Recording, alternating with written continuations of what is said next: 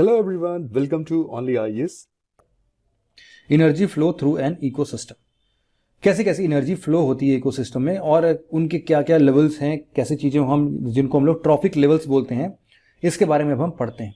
देखो, trophic level में जो ये ट्रॉफ वर्ड है इसका मतलब है नॉरिशमेंट, और ट्रॉफिक लेवल अलग अलग लेवल्स को डिफाइन करता है जिसमें न्यूट्रिशन और नरिशमेंट्स के अलग अलग लेवल देखने को मिलते हैं। ट्रॉफिक लेवल क्या है, कैसे, उसके बारे में हम समझते हैं। उसके पहले ये फोटो देखो आप। इस पिक्चर के अंदर में आपको दिख रहा होगा कि यहां पर पेड़ पौधे, हरे भरे घास और पेड़ पौधे हैं। इसके ऊपर रैबिट बना है जो कि इन घास फूस को खाता होगा। इस रैबिट को कौन खाता है? सांप खाता है। और इस सांप को कौन खाता है? ईगल खाता है। तो कौन किसको खाता है उसके आधार पर अगर हम लोग ये एक डायग्राम बनाते हैं और उसको हर एक अलग अलग लेवल में डिफाइन कर देते हैं, तो ये जो एक एक लेवल है, इस लेवल को हम लोग क्या बोलते हैं? Trophic level. ठीक, तो ये वाला जो एक लेवल है ये प्राइमरी कंज्यूमर्स का लेवल है।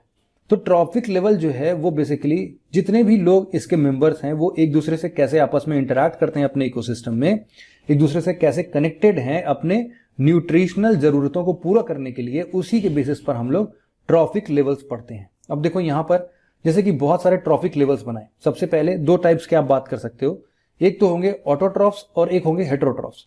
ऑटोट्रॉफ्स वो होते हैं जो कि अपना खाना स्वयं बनाने की क्षमता रखते हैं, जैसे कि ग्रीन प्लांट्स, ये लिखा हुआ है।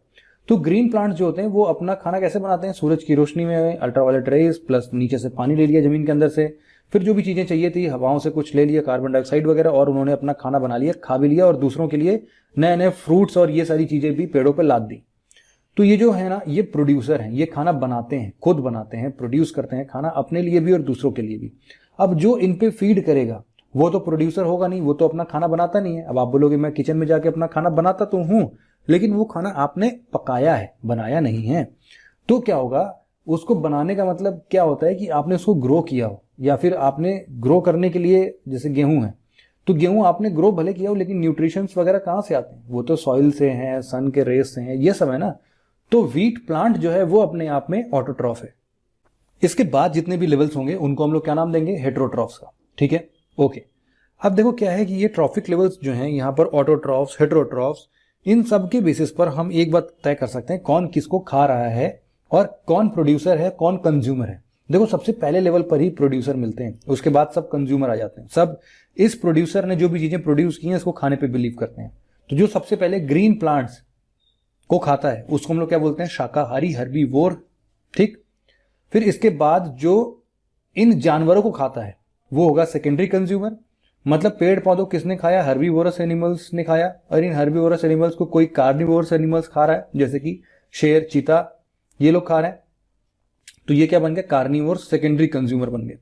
इसके बाद टर्सरी कंज्यूमर, इनको भी कोई खाने वाला इंसान नहीं, मतलब इनको भी कोई खाने वाला ऑर्गेनिज्म पैदा हुआ होगा, और इनको भी इंटर्न खाने वाला कार्निवोर कोई पैदा हुआ होगा, जिनको हम लोग टॉप कार्निवोर्स बोलते हैं। तो इस तरीके से प्राइमरी, सेकेंडरी, टर्शनरी, क्वार्टनरी, ये सब चलता रहता है, आगे भी चलता रहेगा ट्रॉफिक लेवल्स के बेसिस पर। लेकिन इसकी एक लिमिटेशन है, बहुत ज्यादा आप नहीं देख सकते ट्रॉफिक लेवल्स। क्यों पता है? क्योंकि देखो क्या होता है ना कि इसमें अगर हम लोग एनर्जी की बात करें तो एनर्जी जो है वो यूनिडायरेक्शनल में फ्लो करता है, मतलब एक ही डायरेक्शन में। अगर आप पेड़ पौधों की बात करोगे तो वहां पर बहुत ज्यादा एनर्जी होगा। उसके बाद आप जैसे जैसे ऊपर बढ़ते जाते हो एनर्जी की संख्या जो है वो कम होती जाती है। मतलब कि जैसे कि सबसे पहले फोटो पर आते हैं, आप देखो कि जो यहां पर प्रोड्यूसर है उस प्रोड्यूसर के पास कितनी एनर्जी है? 10,000 किलो कैलोरी की एनर्जी है। ऊपर आया, ये ऊपर आते ही जो प्राइमरी कंज्यूमर है उनके पास कितनी एनर्जी बची? 1000 किलो कैलोरी। इसको भी जो खाते हैं उनके पास कितनी किलो कैलोरी एनर्जी बची? 100 किलो कैलोरी की एनर्जी। इसके ऊपर भी 10 किलो कैलोरी की। इसके ऊपर भाई कितना आगे बढ़ोगे? फिर सर्वाइवल रेट से नहीं डिपेंड हो पाएगा उतने कम एनर्जी पे। इसीलिए ट्रॉफिक लेवल्स जो हैं, ऐसा नहीं होगा कि ये इनफाइनाइट हो सकते हो, ऐसा कभी भी नहीं होगा, हमेशा लिमिटेड होंगे। 4, 5, 6 ही होंगे, इससे ज्यादा हो सकते हैं एकदम एक्सेप्शनल केसेस में 7, 8, 10 भी हो सकते हैं। लेकिन आप देखोगे कि मोर और लेस ऐसे ही होंगे, ये 4 से लेके 6 के बीच में on an average most of the time यही होता है। तो इसीलिए हम क्या बात कर रहे थे? एनर्जी जो है वो ट्रांसफर होता है। आप सोचो कि एनर्जी ट्रांसफर होने में खो कहां जाता है भाई?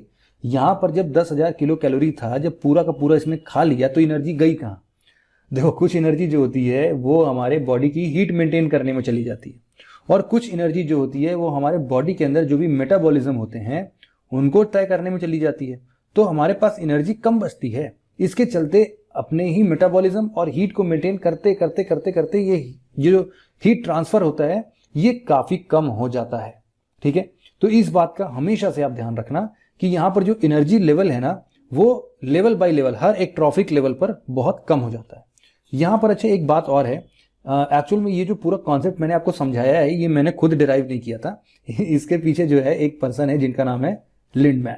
ठीक, इन्होंने एक 10% रूल बनाया। ठीक, 10% रूल ये कहता है कि अगर हम एक ट्रॉफिक लेवल से दूसरे ट्रॉफिक लेवल पर गए तो केवल और केवल 10% एनर्जी ही ट्रांसफर होती है, फिर इसका भी 10%, फिर इसका भी 10%, इसीलिए आते आते स्पीशीज ही नहीं बचेंगे।